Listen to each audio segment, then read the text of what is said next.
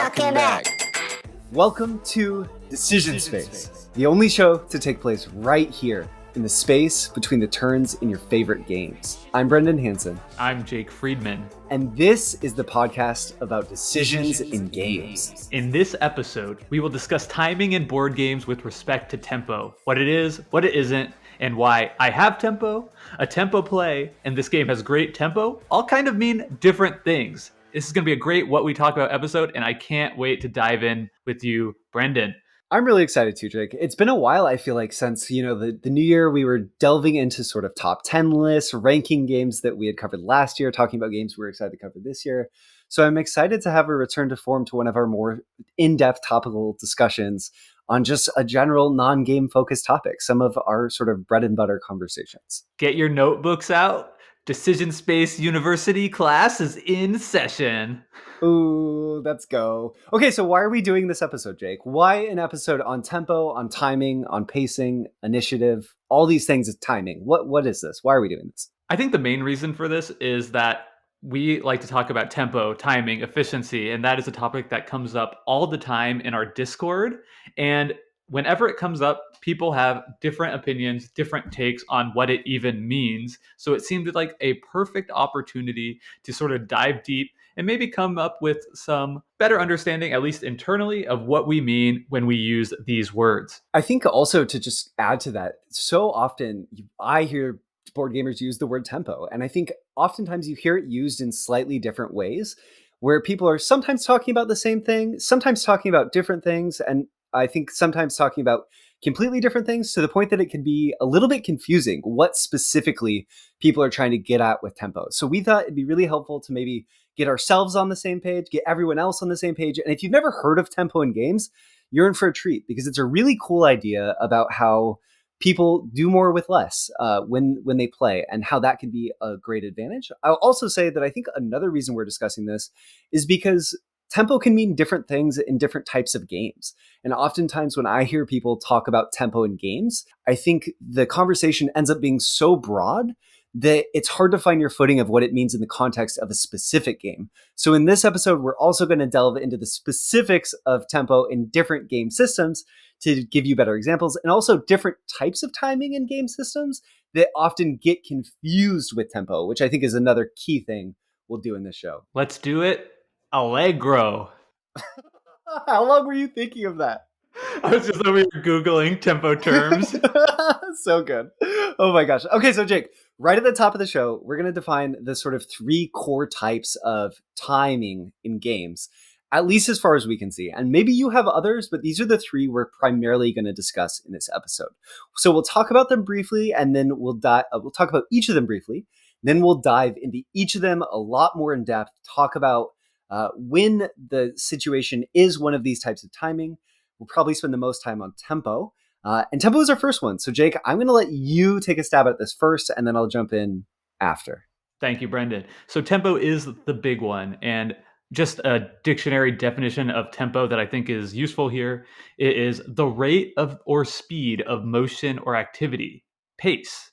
And using that in a sentence would be the tempo of life dictated by a heavy workload. And I think that using dictated there with regards to tempo is really important for the board game context. So for a board game definition of tempo, one that I kind of put together that I like, maybe Brenda will disagree with, is doing more than an opponent with respect to time.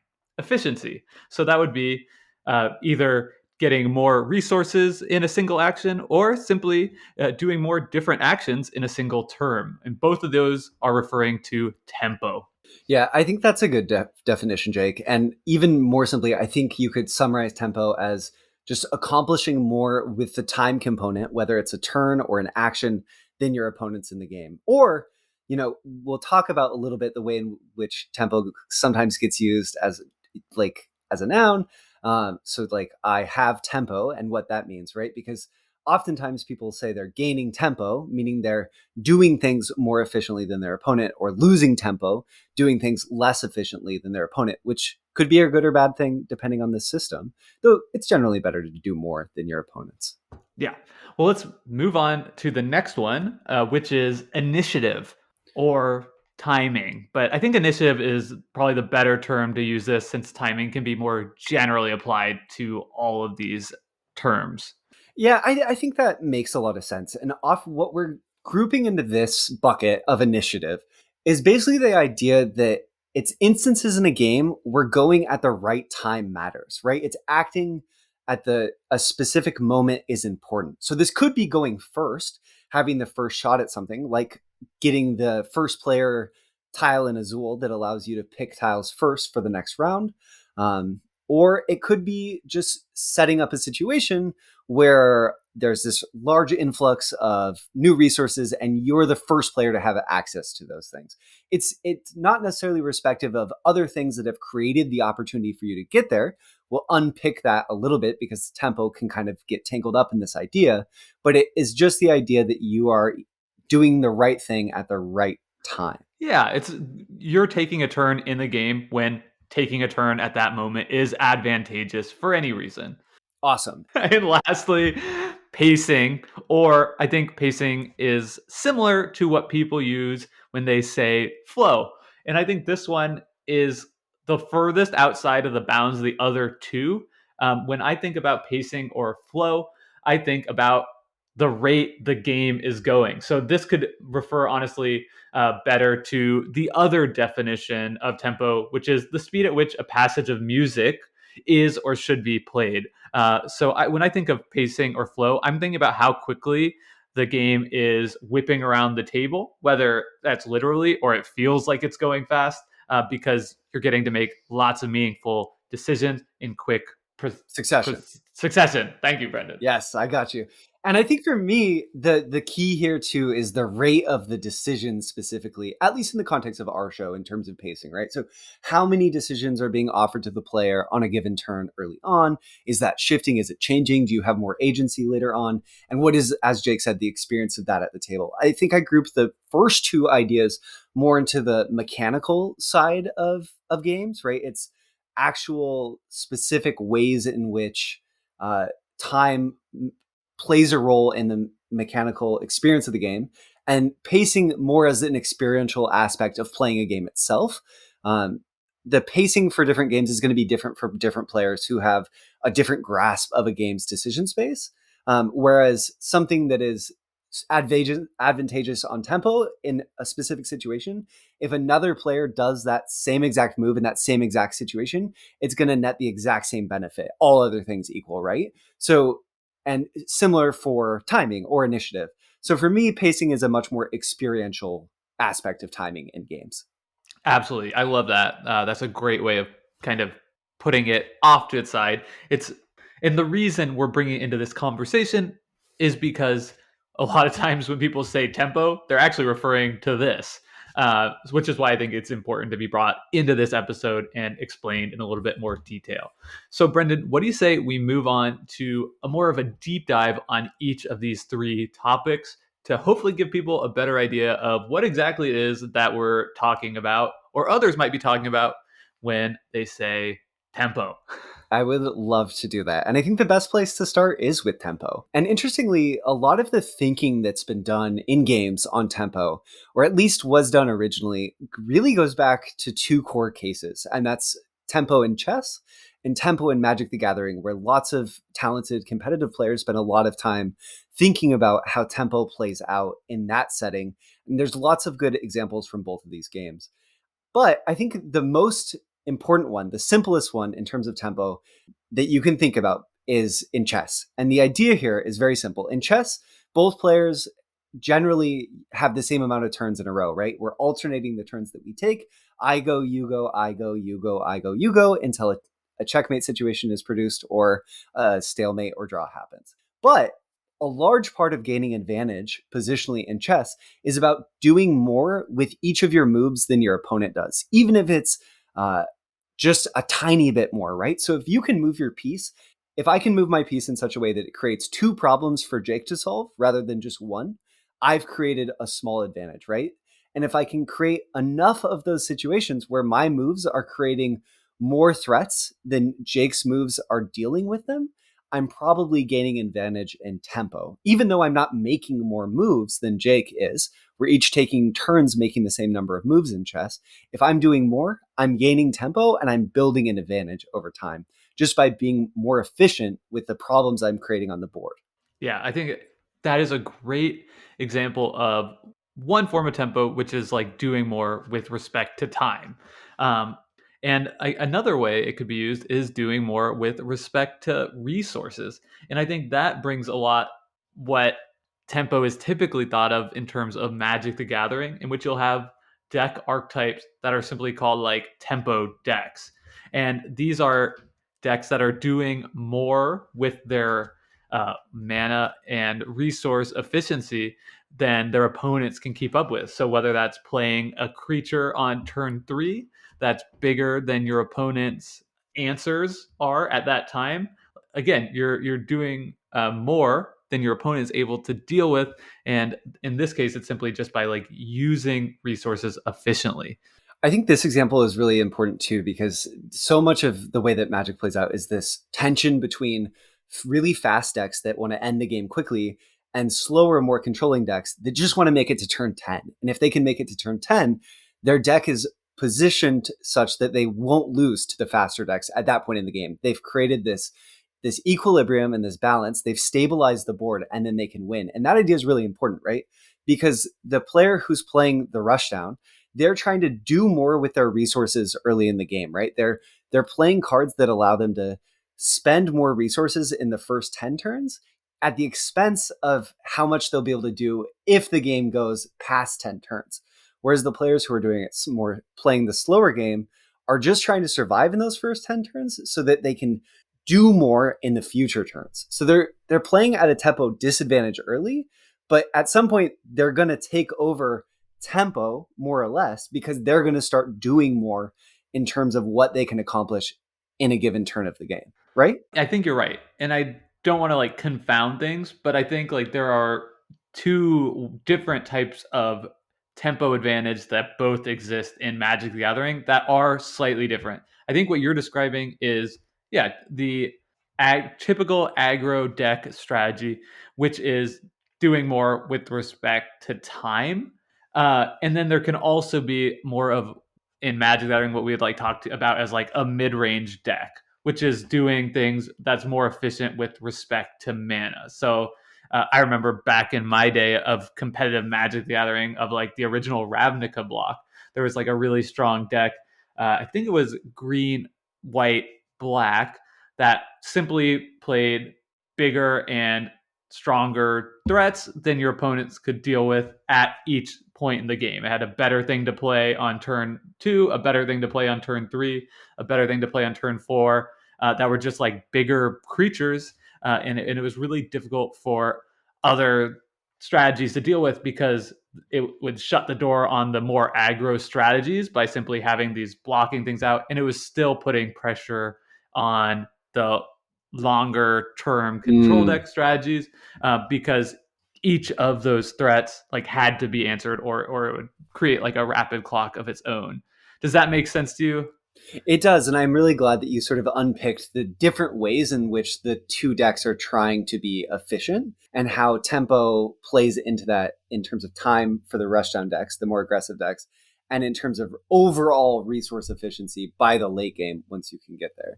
Yeah, let me maybe just to clarify even further for the efficiency with respect to resources tempo deck, that would be like on my turn, I use 3 mana to play a 4 power, 4 toughness creature. And Sure. on your turn, you use 3 mana to play a 3 power, 3 toughness creature. Right? I have done more with my resources than you, simply put, because I have like a stronger creature on the board, a Sure. result of my effort. Even Totally. though we both did the exact same thing on our turn with respect to timing. Yep. That makes total sense. I feel like in terms of tempo too, Jake, one shorthand, and I want to know what you think of this shorthand idea. If you ever think I'm really killing two birds with one stone by doing this action, it's probably a tempo play that is helping you gain tempo. Unless your Yeah. opponent's also killing two birds with their one stone, and then you need to kill three birds with your stone, or maybe Yeah. four, right? Yeah, you need a regular like a stone Gatling gun at that point, Sure. just launching them out there.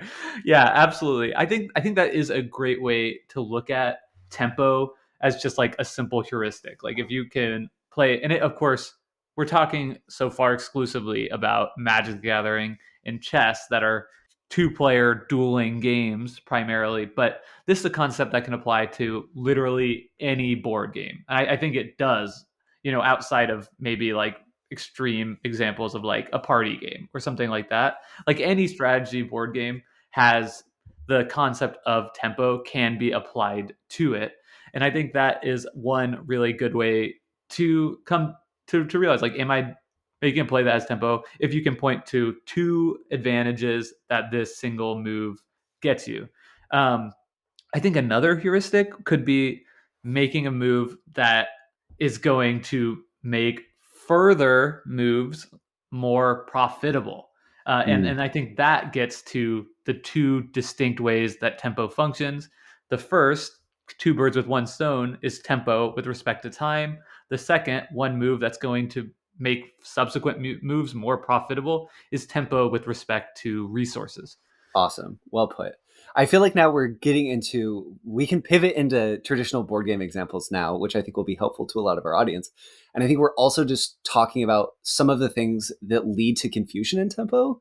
So I think talking about different aspects of games that can impact how tempo is expressed in the system might be helpful. For example, games where players have agency over the game end are going to have a different way in which tempo gets expressed than games with a set number of rounds, right? If I can do things in the game to advance or speed up how quick the game is ending, tempo is going to play a different role in that game than a game in which we play 5 rounds and then the game ends and whoever has the most points wins. There are other tempos still exist and can exist in both these games, but they're going to feel different.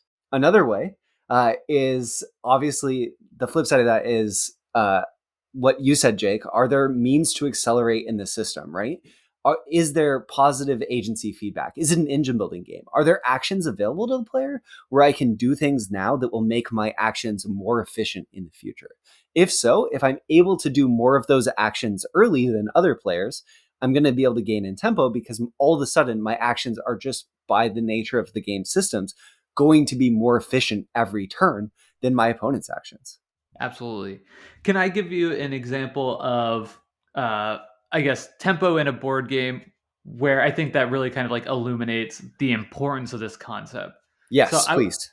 I was recently playing Glenmore Chronicles 2 with my friend Paul Solomon, and that Okay. game has a time track essentially where you can move as far up the track as you want to take a specific tile, but then your opponent is going to be able to take every other tile behind you, more or less, to add to their kind of estate, whatever they're building out. And so I think that is a crystal clear example of like how important tempo can be in a game, because literally every step more advanced you move than the tile directly one ahead of you, you're giving your opponent the opportunity to take an entire extra turn in the game, which is like a massive, massive tempo advantage of and it can, in that case, it can function in both ways. It can give you right, you're being more efficient with your turn because you're going to literally be having more turns in the game, and what you're taking, the tiles you're taking, can create more profitable future actions. Yeah. So that was like the first time playing it. It took me a second to sort of realize that, and I was trying too much to take the important tiles that were like fueling Mm. what I thought was my strategy, and gave up such a huge tempo advance. I just got completely blown out of the game. Systems like that with time tracks are a great example, and I'm glad you brought it up too, because it's one of the ways in which I think emergently players are invited by designers to spend time as a resource for something in a game, which the game doesn't tell you, right? Like, okay, if you move this many spaces ahead, you're going to be spending 4 turns essentially by giving 4 turns to your opponent, but that's what it accomplishes. So I think that's a really cool way that designers can hide these little timing aspects in their game. I have another example, and that's an example from a game we've been playing recently a lot in our Discord on Board Game Arena, and that's Tigris and Euphrates. One way in which you can gain tempo in this game is that Tigris and Euphrates is a tile laying game in which you're trying to collect 4 different colors of resources. And every time you have a leader that matches a color of a tile you play, you get one of these resources. And at the end of the game, your score is the resource type that you have the lowest on. But if you ever create a square where you've played 4 of the same tile next to each other, you can flip them over and put a monument down that just gives you 1 resource a turn of one of 2 different colors. And if you can get those down early, you're going to gain this huge tempo advantage so long as you're connected to that monument. Because instead of potentially gaining 2 or maybe 1 new cube on your turn, 1 part of a victory point essentially, you're going to get these added cubes just pumped into your system. Tigris and Euphrates makes it really interesting though, because by flipping the tiles over, you've weakened your kingdom overall. You're more vulnerable to wars and attacks from other players who might try to come and take that monument. So there's just really interesting tension there around pushing for early monuments to get a tempo advantage in a specific color, or maybe 2, but then putting a target on your back and other players seeing that and wanting to come for you. Yeah, I think a great example as well of how you can gain tempo in a game, and a lot of times a passive ability is something that when just as a general heuristic, right? If I am playing a game and I see something that's like I can get X resources now by taking this action, or I can get this passive ability that's just gonna doesn't give me anything right away, but it's gonna help me throughout the game. If it's the first time I'm playing a game like Sight Unseen, I will always opt for the passive ability early in the game, Mm. because I know just from playing so many board games in my life that more often than not, that is going to create a tempo advantage with respect to resource efficiency. That is going to be profitable over the course of a long game, more so than an influx in points or resources now. Yeah. Another example that sort of plays into this, where there aren't necessarily any passive abilities, and there aren't even resources that you can spend. The only resource is that 1 action you get to take on your turn, and what you can do with that comes in the form of Azul. Azul, you can gain tempo by being the player at the table who plays more tiles to your board over the course of the game. And to do that, you have to fill up the hoppers that are smaller on the left side of your board, right? Those slots that are just 1 or 2 or 3 tiles to slot into your board. If you can more reliably fill those in around than your opponent, eventually you're going to potentially, if you do it more efficiently than everyone else, just play more tiles to your board, and you'll have gained some tempo by more effectively getting tiles into your scoring area and then getting more tiles into your scoring area. That's going to give you this cumulative effect versus someone who's maybe taking larger groupings of tiles, but you're not necessarily at round end scoring as often because you're trying to fill in the 4 and the 5 slot in Azul, trying to get those scoring opportunities. Azul is such an interesting example because you're right. You're talking about tempo with respect to. So okay, I'm getting confused. Okay. Let's unpack Azul because I think it's a good example because when I see Azul, I think like if I can take 4 tiles or 3 tiles with this action, right? When I'm picking tiles, like the more tiles I take, that is more efficient with respect to time. I'm doing more on my turn than my opponent will be able to do on their turn. Yes, but, right? That's the trick of Azul.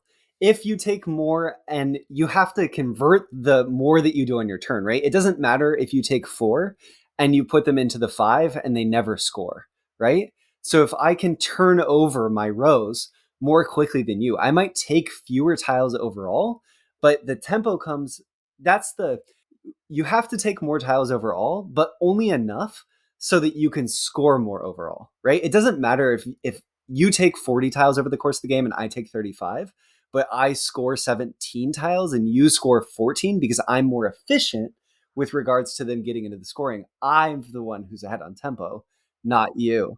But I think that we're talking about two different things, right? Okay.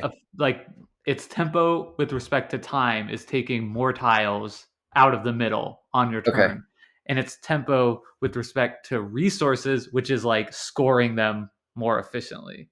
Like I'm doing Okay. more with the resources that I have than you Yeah. are. And ideally, you want to do both. in a game of Totally. Azul. And I think, that challenge, because so often on a turn, you'll have to pick one or the other. Do I take more tiles here? Or do I take fewer when I can like slot this in and then score? And I think to play the game optimally, you have to be considering both forms of tempo at all times. And why Azul is also such a great example is because of that going first tile also invites you to gain an initiative advantage, something we're not deep diving on yet, but gain an Soon. initiative advantage soon by giving up tempo, right? You could be the player who takes first from the center when there's just one tile there to get that going first tile because it's very strong, and give up a little bit of tempo in terms of the timing component of your play to be able to have first choice next round. So much of Azul is about how these different types of timing in games and different types of tempo come together. I think we've done a pretty comprehensive job about talking about like what tempo is with respect to these two different things. And I'm also wondering, now that we're in this conversation, if it would make sense to say like tempo with respect to like resources, which is, this type of efficiency, and tempo with respect to turn rather Hmm. than tempo with respect to time, because in both cases tempo is like doing more with respect to time. Yeah, that's interesting. I think that it makes sense, though ultimately I think there will be pushback because I think time is a resource, right? In every game, the whole idea it's just hidden, the idea that time isn't a resource. I see what you're saying. But if you're being efficient with resources, Hmm. like that's still time. Sure.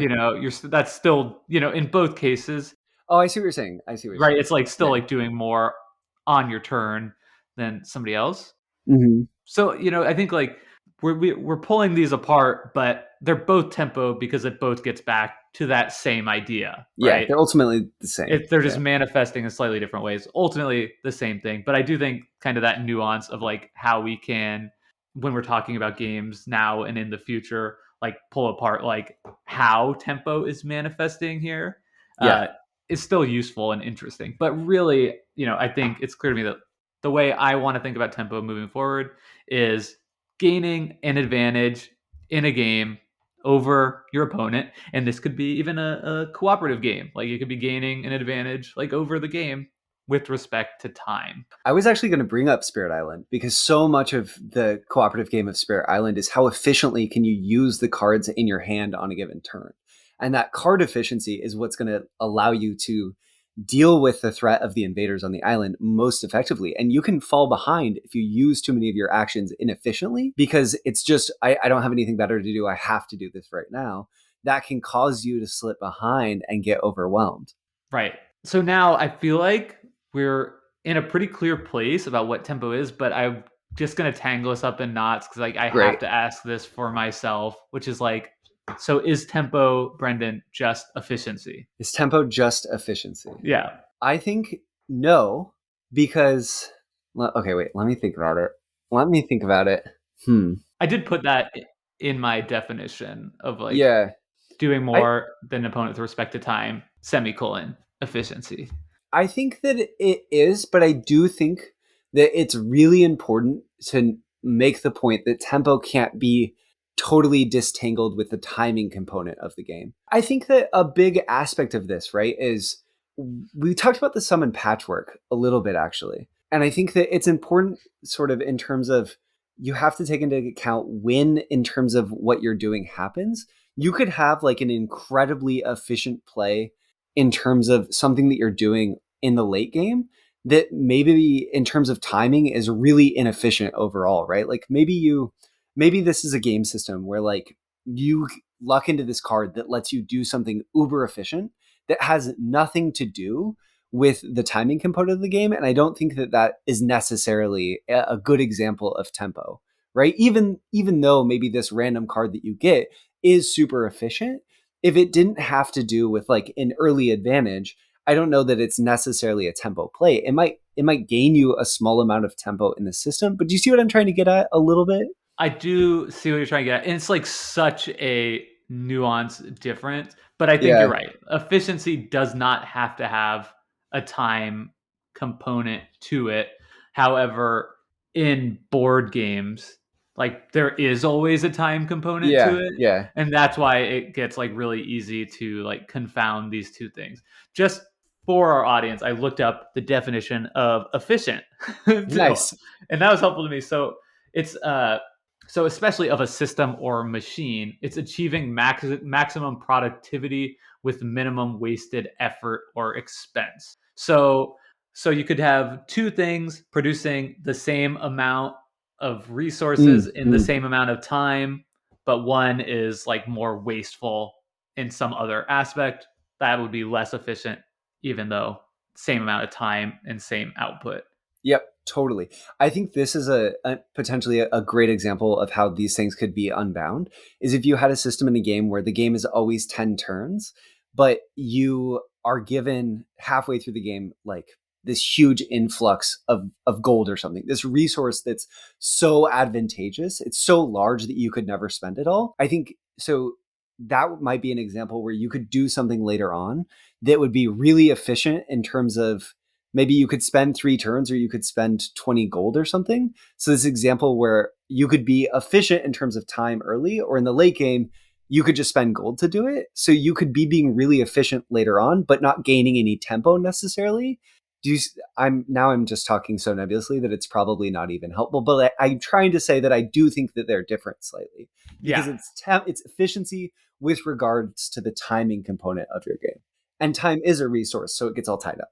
right. I think you're right that they are different, but I think like 99% of Yes. times in board games, it's going to mean the same thing because time is always going to be one Limited. component. Yeah, a Yeah. limited resource. As you said, time is always a hidden resource in games.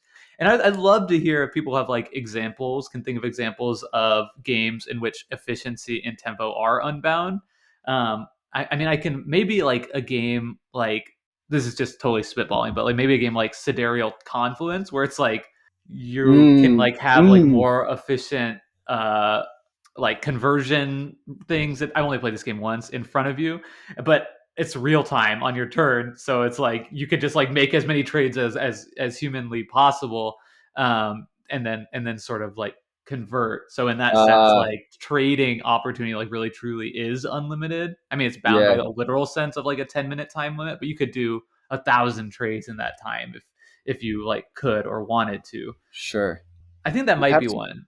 Yeah, that's very interesting. Let us know in the Discord, which we always link in the show notes, if you think that makes sense. If you're utterly and totally now confused by this conversation, we'll be continuing that there as well, and I would encourage you to join us. But I do think, you know, going back to the first examples of tempo, we brought up chess and Magic Gathering, where like having tempo has an explicit meaning. Hmm. Right. Again, that is a slightly different thing than efficiency too, but that's also because those are things that have like been like created and like collectively understood by those audiences. Yeah.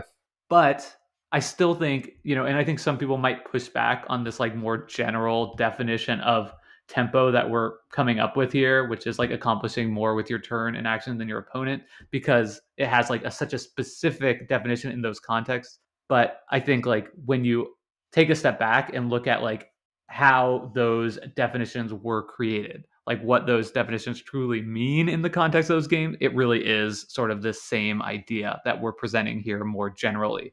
I actually think that going back to Magic the Gathering really quickly could be helpful for unpacking the difference. And then we have to move on to initiative.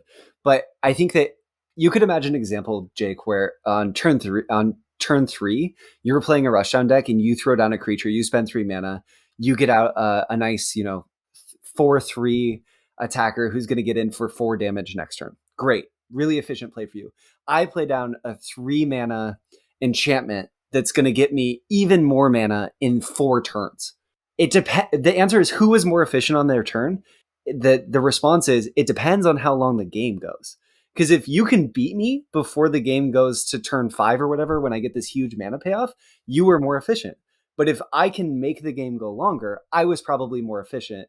Obviously, this is an Ebba's example, but do you see what I'm saying? I In think that's that a really good example. in that example, it totally depends on the length of the game, and that's why the efficiency isn't the only thing that matters there. But let's talk about initiative. Well, the other ones are going to take less time to talk about, but That's true. Okay, I okay. do. I want to stick on tempo for a second. I know we've been talking about tempo now for 30 minutes, but it's interesting, and I think that's a testament to like how interesting and relatively unexplored, at least to us, this concept is. So I think we talked about what it is, but I want to like talk a little bit more about like what the benefits of tempo Mm, are, and I want to like start off with a real world example, which okay. is because it's been too long. I want to bring it back to our bread and butter, Brendan, a sports example Okay, okay. to help you understand what tempo is. So I grew up playing a lot of soccer, Yeah. and people who really love soccer are going to probably just like not be super happy with this example. But I think there, I think there can be like two general plans of attack in soccer to just like Mm, distill mm. all the way down to a very very rudimentary understanding of the game. Can I There's guess? yeah. Okay, I'm gonna try to score a goal really quickly and then play hyper defensive and keep everyone back and just be at a 1 point advantage. And there's just that's pound the goal, that's pound the ball, that's always be trying to score. No, that's not right. Dang That's not it. what I was gonna say. What I was Okay. gonna say is like there's two types. One type is playing possession, where you're just Mm, constantly trying to hold on to the ball. You're passing the ball all around the field. You're swinging it back to your defenders, swinging it across the field, prodding forward a little bit, waiting for their defense to shift. Then you're swinging the ball back, swinging it around, and just like slowly, moving the ball, holding onto it, knowing you're safest with the ball in your possession, and waiting for an opportunity to like present itself. And then there's playing soccer with tempo, and that mm, is looking to attack. You could also call this like playing direct. You're mm, dribbling at your opponents, you're pushing the ball forward at all times, and it does a completely different thing when you're defending in these types of games, when you're playing against a team that's playing direct, playing with tempo, and a team that's possession. When you're defending a team that's just possessing the ball, it's incredibly frustrating because you don't have the ball, you want it. It's sort of like they're stalling and taking a long time, but you have much more like ease of mind of what's going on. You can it's a little bit easier at times to like keep your shape defensively mm, because like you're not under threat. Like you can kind of shift as a team and you sort of know what's happening, like what the ball is going, where the ball is going next.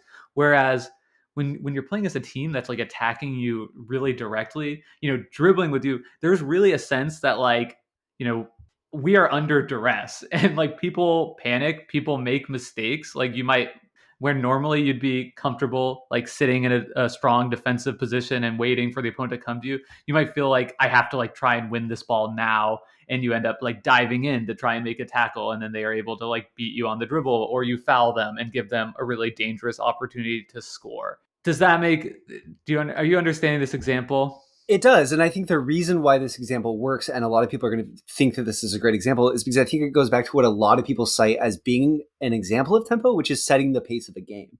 And I think everything that we said before is an example of setting the pace of a game in terms of efficiency, because you're setting a mark by which everyone else has to be measured to win a quote unquote ortho board game where everyone is competing for rank based on points. And in soccer, it makes sense because you're setting the pace of the game literally, and you're also trying to do more with the time that you have the ball and have agency, right?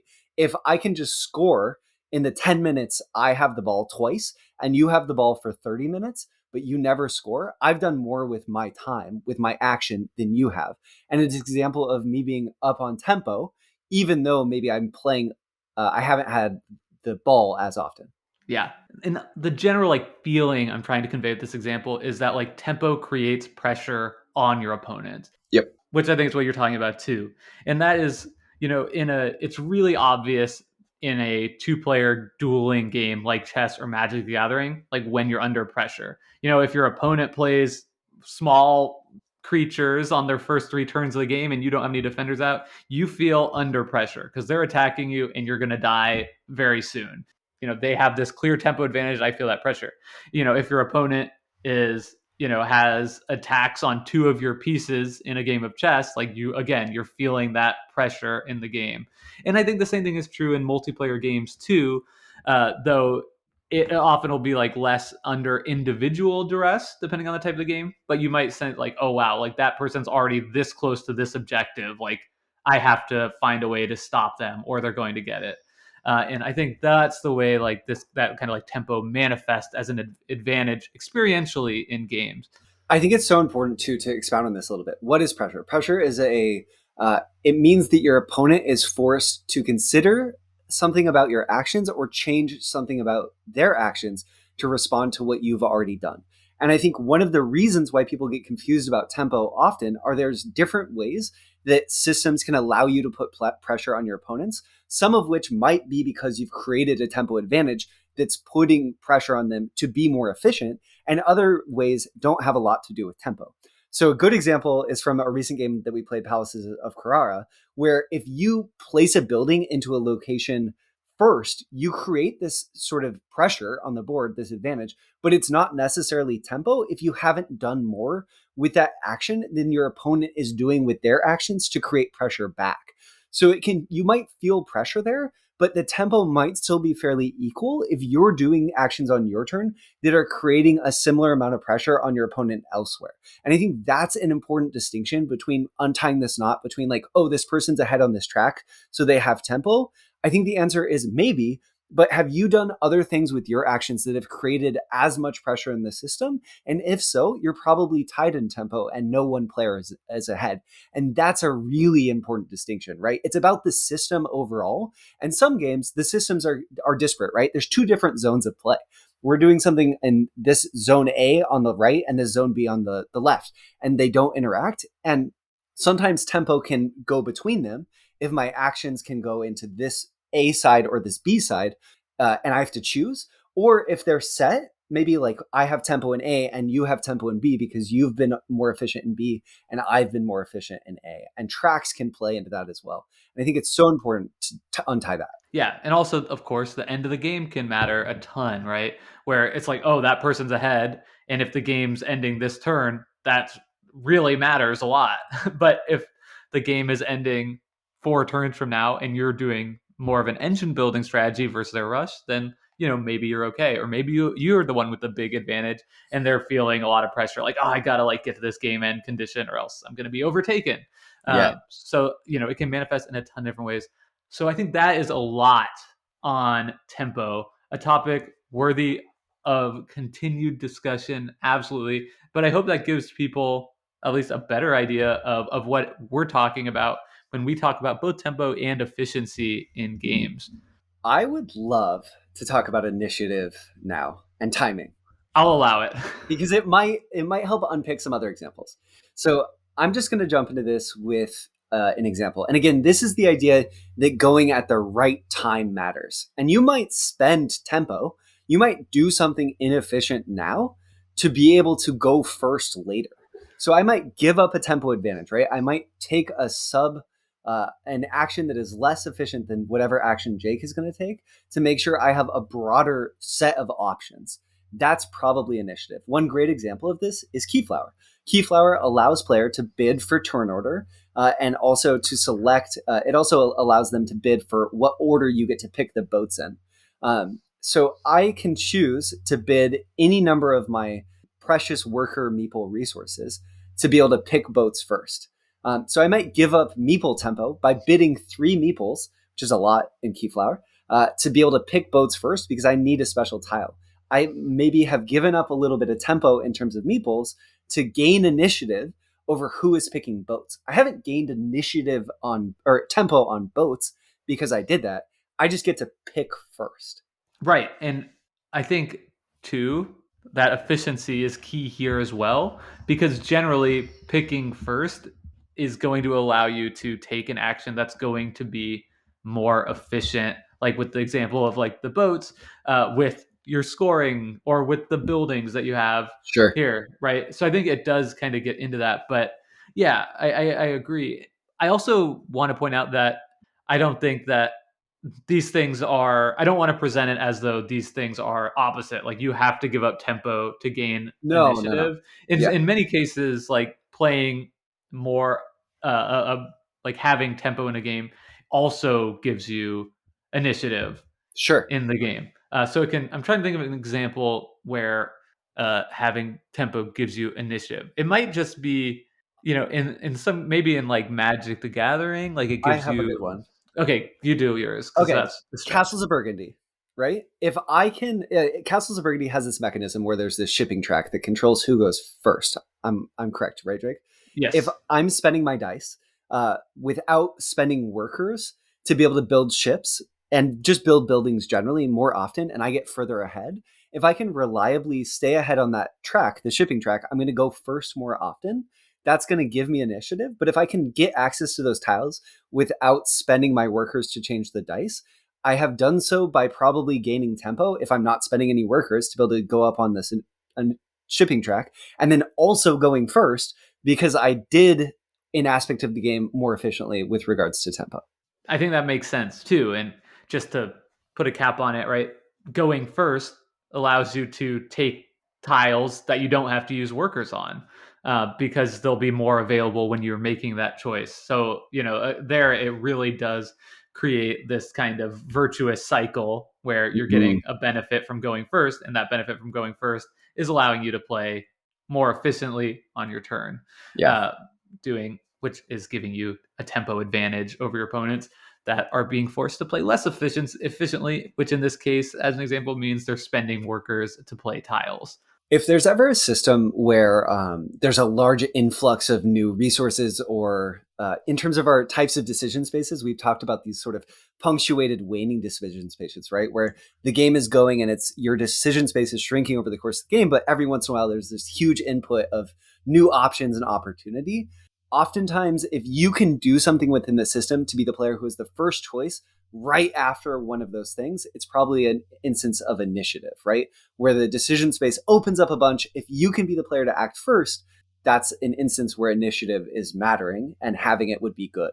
Definitely. A great example of that is underwater cities, where three times throughout the game you'll you'll take back all of your basically action placement tiles, and that means all the action placement spots are now available. So if Mm, you get to go first in at the beginning of the second age or the third age, no, sorry, it happens three times within each age.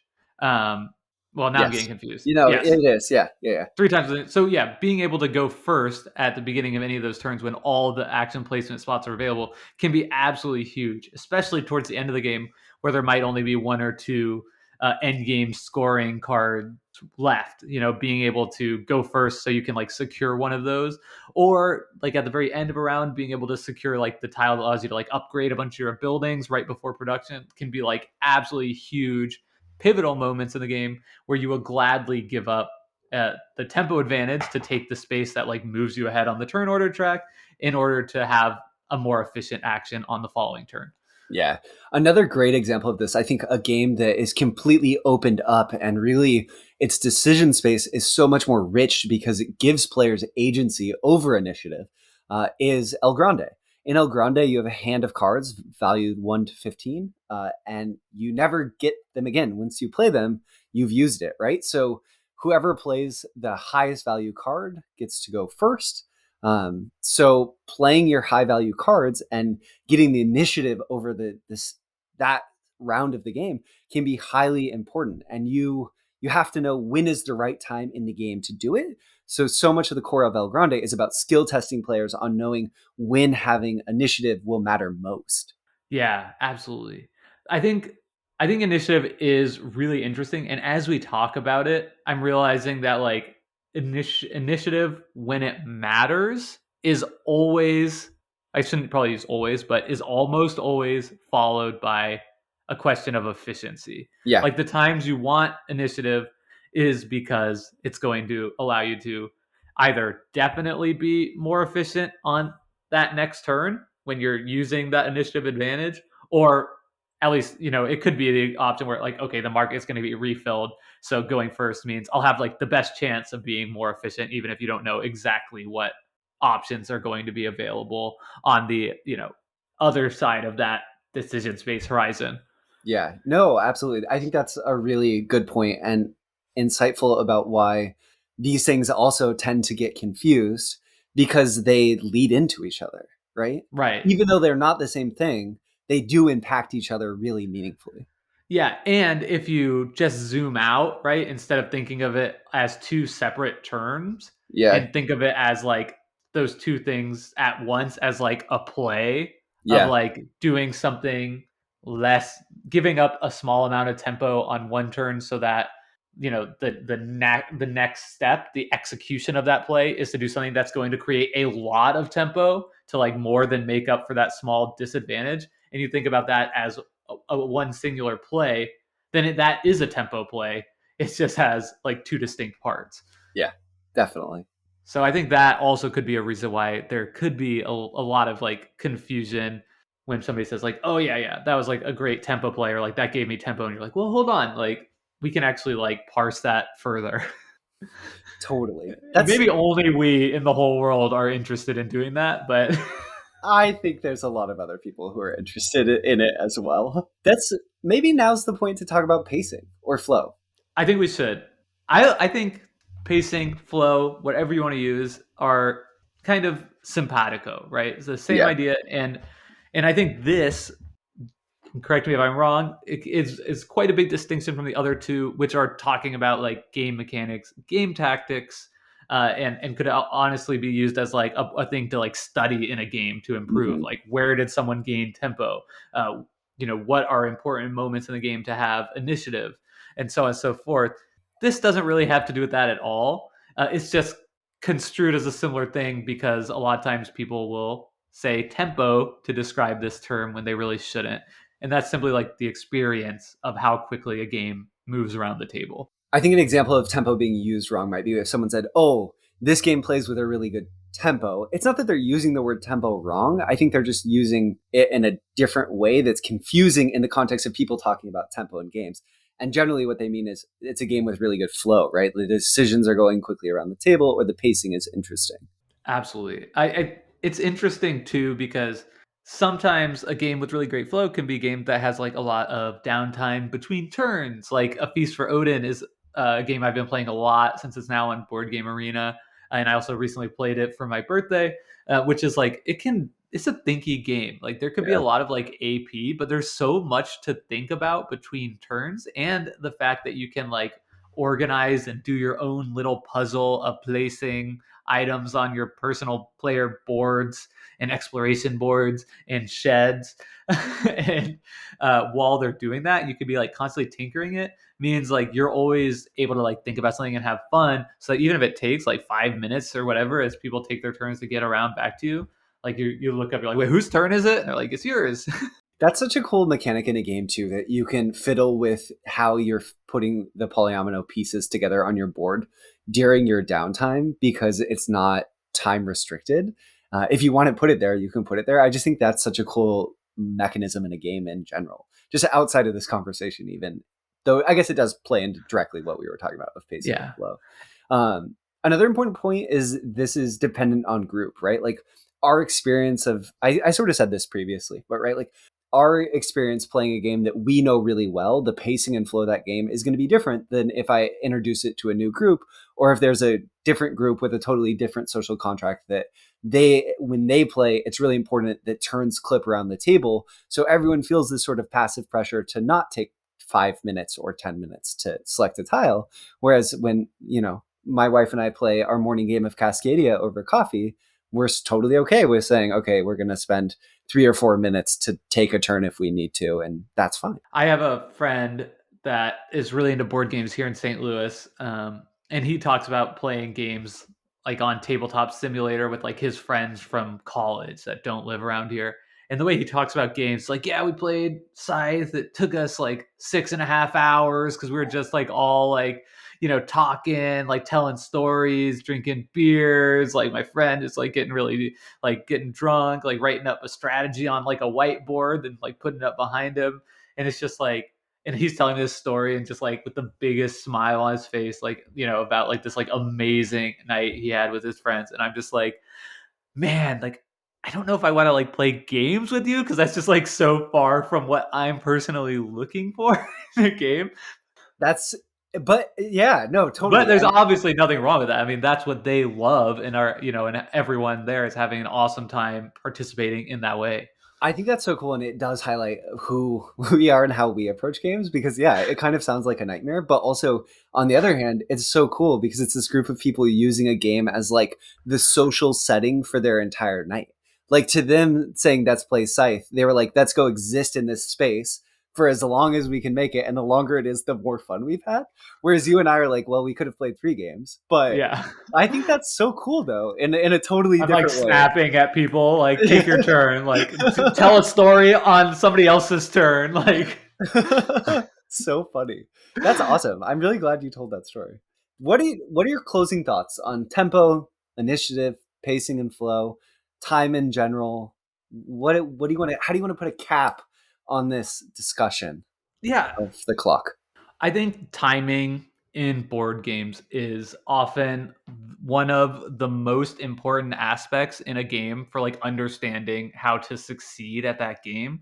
So I think if that's something you're interested in, like learning how to improve at games in general or like a specific game, that you could hardly find like a better topic to like focus your study on than like what in this game is creating tempo, what in this game is creating like efficiency with respect to time, what's creating efficiency with respect to resources, what's creating efficiency with respect to my turn. And so I think like it's incredibly important.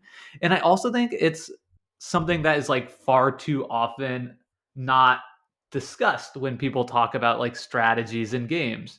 It's focused on like the blocking and tackling, to use another sports reference, of what encompasses this strategy. Like, what are you trying to do if you're like doing the strategy? If you're going for like big kelp in underwater Underwater cities, cities. which is like a known strategy, the people talking about the strategy say like, oh well, like you'd want to like build a bunch of kelp and like upgrade it.